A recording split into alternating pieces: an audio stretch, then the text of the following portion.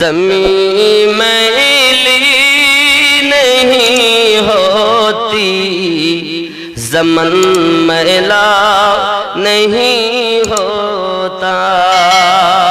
ज़मीं मैली नहीं होती, ज़मन मैला नहीं होता।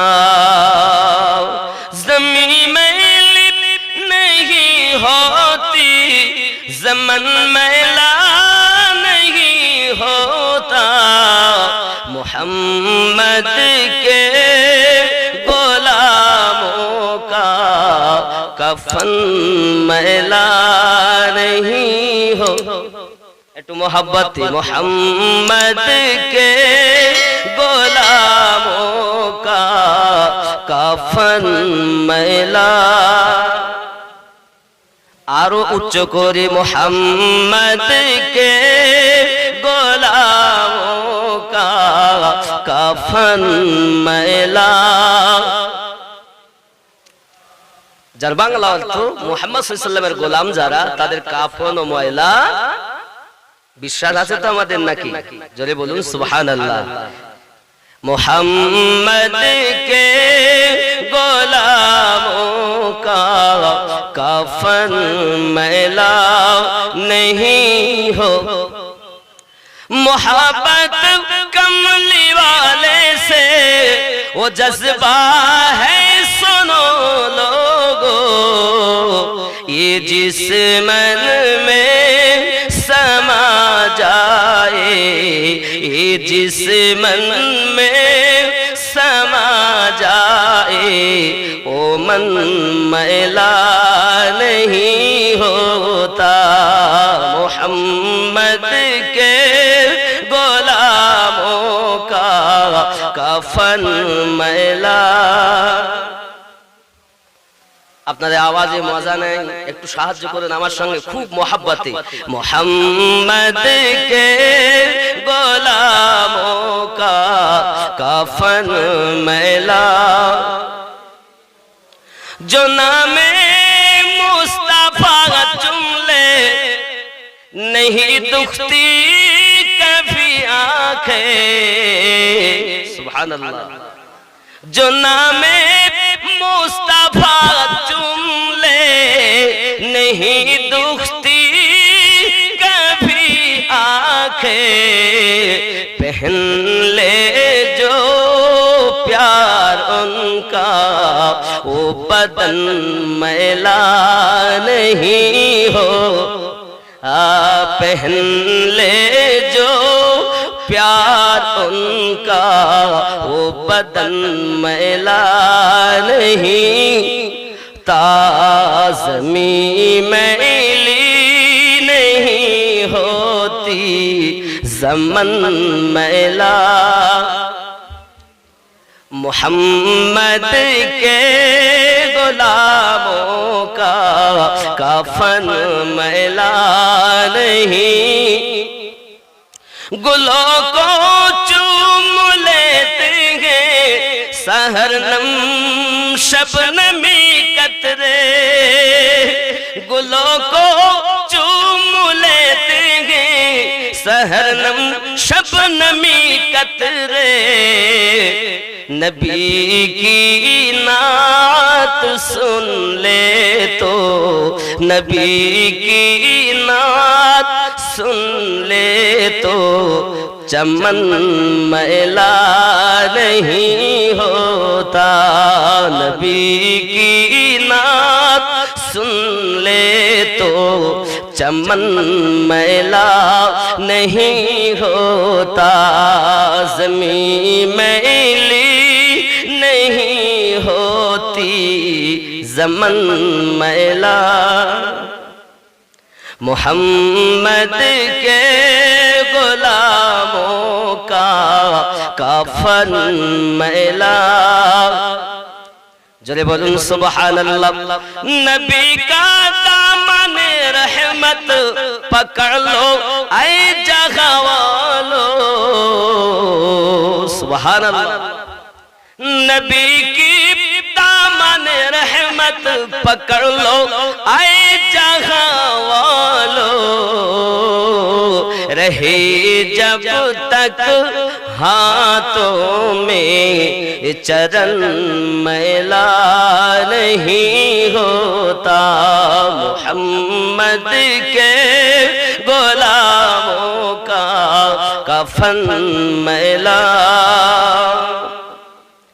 ता ज़मीं मैली नहीं होती, ज़मन मैला नहीं होता, मोहम्मद के गुलामों का कफन मैला नहीं। जरे बोलून सुबहानाल्लाह সুবহানাল্লাহ। কথা কি বোঝা যাচ্ছে? জি আব্বা আমার, শবে বরাত পালন করা যাবে কিনা, নবীকে আল্লাহ পাক অদৃশ্যের জ্ঞান দিয়েছেন কিনা, পাশাপাশি কদম বুসি করা যাবে কিনা, আর নারায়ে হায়দারি ইয়া আলী বলা যাবে কিনা, জানা দরকার আছে কিনা? কথা বলেন না কেন? কারণ আমাদের পিছনে দাগের অভাব নাই। তাই যদি না হতো আমাদের রাসূল একথা বলতেন না ৭৩টি দল হবে, একটি জান্নাতি হবে, বাকি সব জাহান্নামী হবে। তাহলে একটি দল যেটা জান্নাতে যাবে ওটা কোন দল? ইমাম মোল্লা আলী কারি বলেন লা শাক্কা ওয়া আহলুস সুন্নাত ওয়াল জামাত, ওই দলটার নাম হলো সুন্নি জামাত। জোরে বলে কোন দল যাবে? আর সুন্নি কারা এটা আপনার দেখতে হবে না? পীর আপন আপন, সুন্নিয়াত সবার। জোরে বলুন। আপনি মনে করেছেন গোল জামা গায়ে দিলেই সুন্নি হয়ে গেল, আপনি মনে করেছেন গোল টুপি পরলেই সুন্নি হয়ে গেল। এটা আপনার জন্য আপনার কোন গুরু বলতে পারে, কিন্তু আপনার গুরু তো ইসলামের দলিল নয়। দলিল আমার নবী। আমার নবী কাদেরকে সুন্নি বলছেন সেটা আগে দেখতে হবে, ঠিক কিনা বলেন? বাবা আপনি বলছেন গোল জামা গায়ে দিলে সুন্নাত, আপনার তো এটাও জানা নেই যে চেরা জামা গায়ে দেওয়াও সুন্নাত। টুপি, ওই টুপিটা আমরা নিষেধ করি যেটা গান্ধীজির মাথায় থাকে, দেখবেন নৌকা মতো, এই টুপিটা নিষেধ করি। দেখবেন আমাদের আশেপাশে কিছু আছে আপনার খান বাহাদুর আহসানুল্লাহ ওয়াইসি রহমাতুল্লাহ আলাইহির ভক্ত, ওনার মুরিদ, তারা দেখবেন লম্বা টুপি একটা পরে। জিজ্ঞাসা করি আপনারা এই টুপি পরেন কেন? কোল টুপি পরা ভালো ছিল। যে বাবা তুমি কি জানো, এই যে আমার নবী পাকের পা মোবারক, এই পা দুটো এক জায়গায় করলে লম্বা হয়, তাই ওই পায়ের নিশানাতে আমরা এই টুপি বানিয়ে মাথায় রেখেছি। আমার নবীর পা মোবারক আমাদের মাথায় থাক। জোরে বলে আমরা পাঁচ কলি পড়ি, পড়ি কিনা? অনেকে এরও আমরা পাঁচ পাঞ্জাতনকে মানি। পাঁচ পাঞ্জাতন মানে বোঝেননি? আল্লাহর নবী সাল্লাল্লাহু আলাইহি ওয়াসাল্লাম একদিন ঘর থেকে বেরিয়ে এসেছেন, কালো কম্বল, ৮৬ তার হাদিস বলছি আমি, গায়ে একটি কালো কম্বল। আম্মা আয়েশা রাদিয়াল্লাহু তাআলা না হাদিসটি বর্ণনা করেন, দরুদি নবী সাল্লাল্লাহু আলাইহি ওয়াসাল্লাম বেরিয়ে এসেছেন, ফাজাআল হাসান, ইতিমধ্যে হাসান পাক এলেন, নবী তাকে ভিতরে ঢুকিয়ে নিলেন। জোরে বলুন সুবহানাল্লাহ। কিসের ভিতরে? কম্বলের মধ্যে। ফাজাআল হুসাইন, ইতিপূর্বে হযরত ইমাম হুসাইন পাক আগমন করলেন, দয়ার নবী তাকেও ভিতরে ঢুকিয়ে নিয়েছেন। আরো জোরে বলে একটু পরে হযরতে খাতুনে জান্নাত আম্মা জান ফাতিমাতু যোহরা রাদিয়াল্লাহু তাআলা আনহা, যিনি জান্নাতি যুবকদের সরদারিনী, যে খাতুনে জান্নাতের, তিনি তো জান্নাতি নারীদের সরদারিনী, তার স্বামীও জান্নাতি, তার বাপ নবী আমাদের জান্নাত বন্টনকারী, জান্নাতের মালিক, যার বেটা হাসান, যার বেটা হুসাইন জান্নাতি সমস্ত যুবকদের সর্দার। খাতুনে জান্নাত এসেছেন। আর এক শ্রেণীর পাগলা মৌলবীর আওয়াজ করে বলছে কবর চেনে না, নবীর মেয়ে কি তা চেনে না। এই বাপের বেটা যদি মায়ের দুধ তোর বুকে থাকে তো বয়, দেখবি তোকে দেখাবো আমার নবী পাকের আলে পাকদের পাওয়ার কতটা। আবু যার গাফফারি রাদিয়াল্লাহু তাআলা না কবর খোদাই করেছে, কবর বলেছে আমি নবীর মেয়ে চিনি না। বিয়াদব, তুই তো আলে পাকের দুশমন। হাসান পাক হুসাইন পাকের মা চিনি না, আলীর স্ত্রী চিনি না, এ কথা আমাদের নয়, পাক পাঞ্জাতনের দুশমনদের কথা। আর তুমি যদি সুন্নি হবে তা তোমার মুখে ও কথা কেন থাকবে? কেন আমি সুন্নি? তাহলে আমি একটু রাসূলের হাদিসটা দেখি কারা সুন্নি। আল্লাহর নবী সাল্লাল্লাহু আলাইহি ওয়াসাল্লাম হাদিস শরীফ পাঠ করে বলতেছেন, মাম্মা তাআলা হুব্বে আলে মুহাম্মাদিন সাল্লাল্লাহু আলাইহি ওয়াসাল্লাম মাতা ওয়া আহলুস সুন্নাত ওয়াল জামাত। আমি নবী পাক বর্ণনা করলাম আমার আলে পাককে যারা মোহাব্বত করে ভালোবেসে পৃথিবী থেকে বিদায় নিয়েছে তারা আহলে সুন্নাত ওয়াল জামাত। তুমি গোল টুপি আর গোল জামায় পরে রয়েছো, আর আমার নবী পাক বলছেন আলে পাককে যারা ভালোবাসে, এখন আলে পাককে মাননে ওয়ালা তারা সুন্নি। রাসূল নিজ জবানে বলেন মাম্মাতা ওয়া আহলুস সুন্নাত ওয়াল জামাত, তারাই হলো সুন্নি জামাত। জোরে বলুন। আপনি যাকে তাকে সুন্নি জামাত মনে করেছেন। মিলাদ আর কিয়াম করে সুন্নি জামাত হয় না, নামাজ পড়ি সুন্নি জামাত হয় না।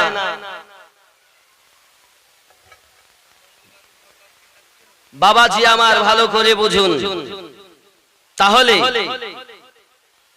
নবী দো জাহান সাল্লাল্লাহু আলাইহি সাল্লাম বলেন ফাতিমাতু জোহরা রাদিয়াল্লাহু তাআলা না এসেছেন, আমি তাকেও ভিতরে ঢুকিয়ে নিয়েছি। ইতিমধ্যে হযরতে মাওলা পাক আলী কারামাল্লাহ ওয়াজহুল কারীম আগমন করেছে। জোরে বলে কে এসেছেন? কে এসেছেন? আলিয়ে পাক। কে? আলিয়ে পাক, যিনি হলেন বেলায়াতের সরদার। জোরে বলে। এখন আপনি তো বেলায়াত জানলেন না। বেলায়াত, বেলায়াত কাকে বলে? নবুয়াত দিয়ে পথ ভোলা মানুষকে আল্লাহর পথ দেখানোর জন্য আল্লাহ জগতে যাদের পাঠিয়েছেন তারা হলেন নবীগণ, আর বেলায়াত দিয়ে আল্লাহ যাদের জগতে পাঠিয়েছেন তারা হলেন আউলিয়ায়ে কেরাম। আর এই বেলায়াতের সরদারই হলো মাওলায়ে পাক। জোরে বলে সুবহানাল্লাহ। তুমি যাদেরকে ওলি বলছো সে দেখো আগে বেলায়াতের দরজায় আছে কিনা। যদি বেলায়াতের দরজাতে থাকে তো সুন্নি ওলি, নইলে ইয়াজিদের দলের আউলি আসে। আমার কথা সবার ভালো লাগবে না, কারণ আমি একটা দলের কথা বলবো, তবে ৭২টা তো আমাদের লয়। আব্বাসি আমার সোনা মানিক যখন চারজনকে আমার নবী পাক কম্বল মোবারকার ভিতরে ঢুকিয়ে নিয়েছেন বাবা, ঢুকিয়ে নেওয়ার পরে আমার নবী পাককে দেখা যায়, চারজনাকে দেখা যায় না।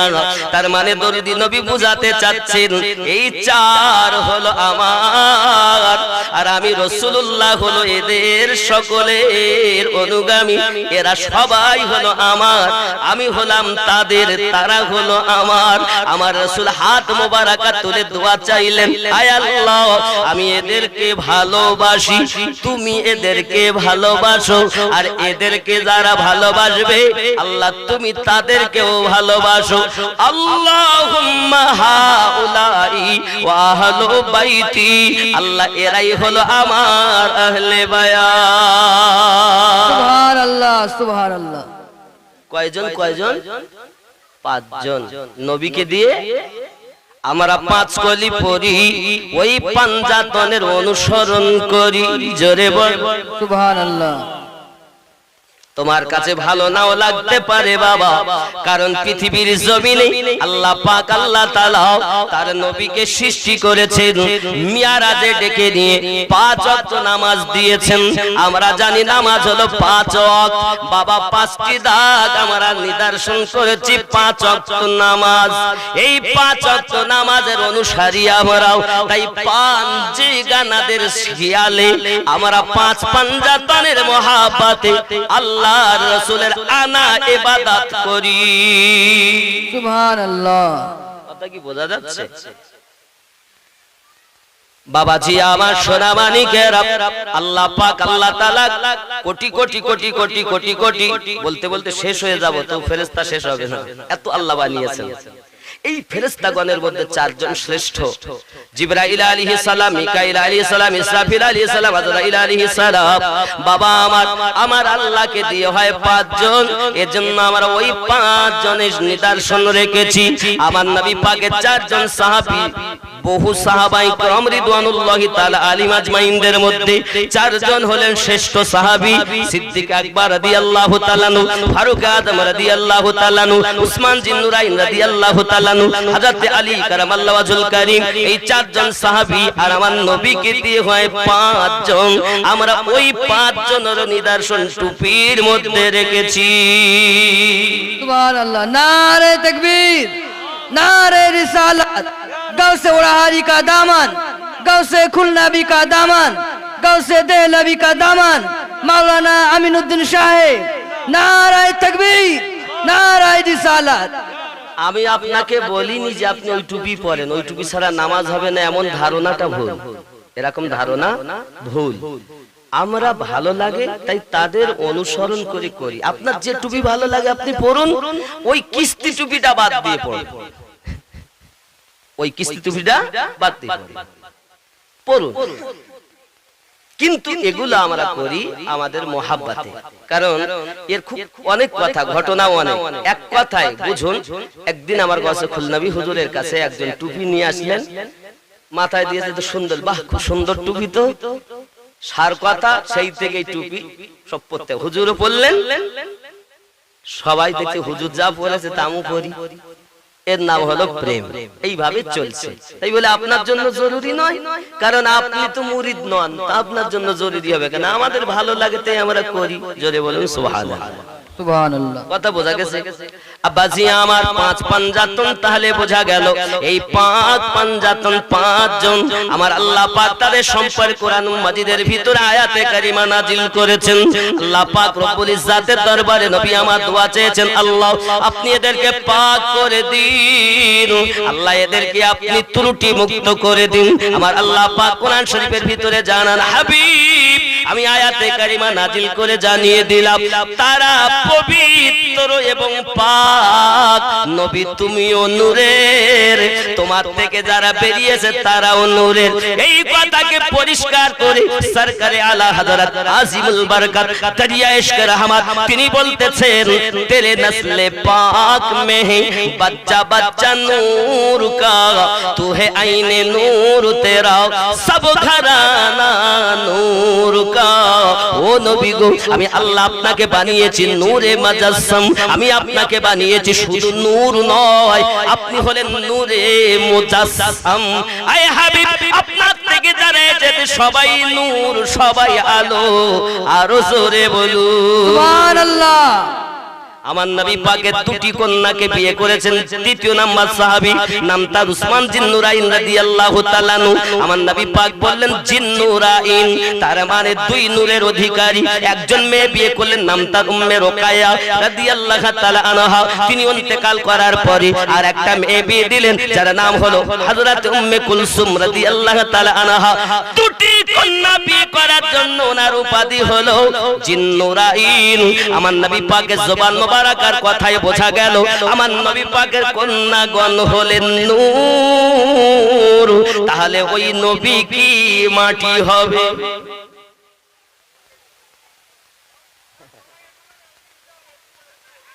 আমার আম্মা জানের জায়গা হচ্ছে না। আম্মা জান আপনারা একটু বসেন, একটু আগিয়ে বসুন, আর একজনের বসার সুযোগ করে দিন।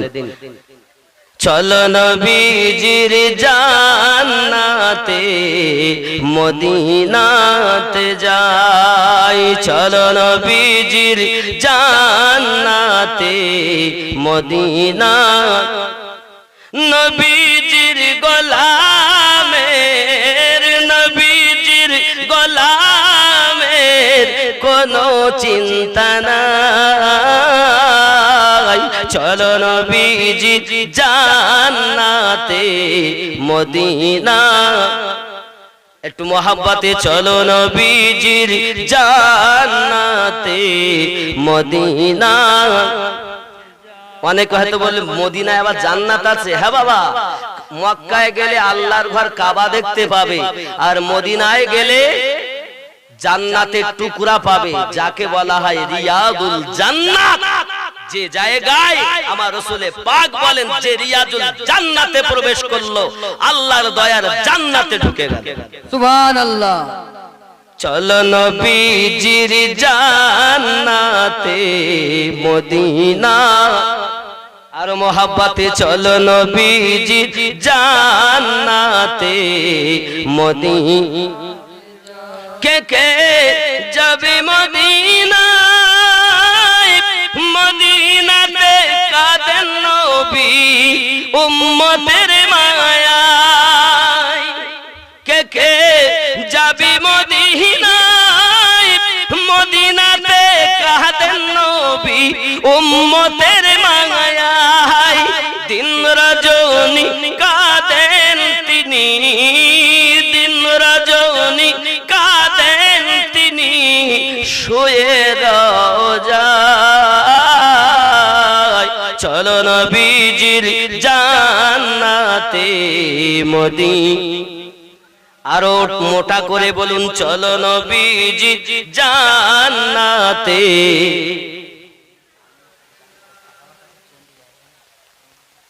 বাবা আমার মায়েদের অনুরোধ করব, আপনাদের অনেক সম্মুখে নাকি জায়গা আছে, দয়া করে একটু আগিয়ে বসুন আর একজনকে বসার মতো সুযোগ করে দিন।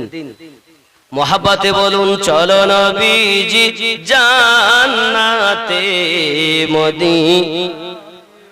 নবীজির গোলামের কোনো চিন্তা নাই, চলো নবীজি জান্নাতে মদিনা।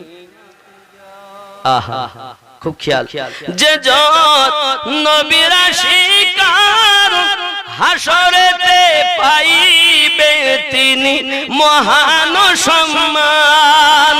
পুলসিরাত পার করিবেন, পুলসিরাত পার করিবেন নবীজির মায়ায়।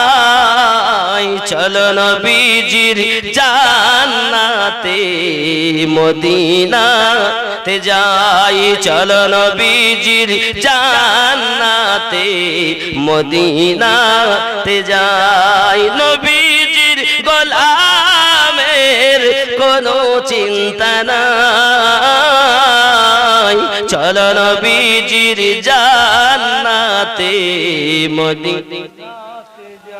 কঠিন হাসরের দিনে বেহেশতে যাবেন না নবী উম্মত বিনে। কঠিন হাসরের দিনে জান্নাতে যাবেন না নবী আমাদের বিনে। মাফ করে দিবেন আল্লাহ, মাফ করে দিবেন আল্লাহ নবীর ওসিলায়। চলো নবীজির জান্নাতে মদিনা যাই, চলো নবীজির জান্নাতে মদিনাতে যাই। জোরে বলুন না সুবহানাল্লাহ।